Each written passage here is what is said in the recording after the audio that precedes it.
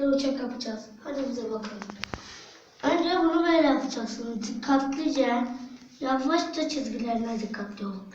Bunu çizgilerine kadar uçurun. Uçurabilirsiniz. Böyle uçurabilirsiniz. Şöyle yapın. Ama dikkatli yapın. Eğer vurulursa uçağınız olmaz.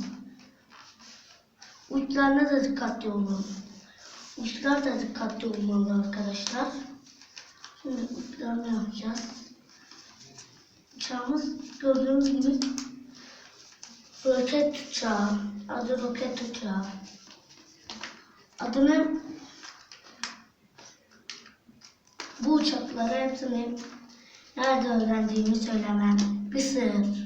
Sihri saklıyorum uzun zamandır. Ama bazılarını gösterdim, ailelerime tek gösterdim. Şimdi sizlerle bu uçağı yapıyoruz.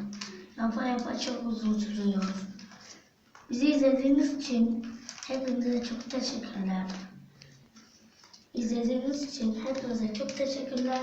Uçağımızı yaptık. Şimdi de uçuruyoruz.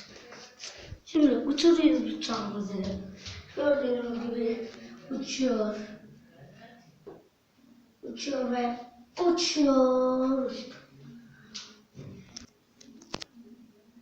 Bir dahaki videomuzda sizlerle geleceğiz. Şimdi bir daha abone olmayı unutmayın ve görüşürüz. Bay bay.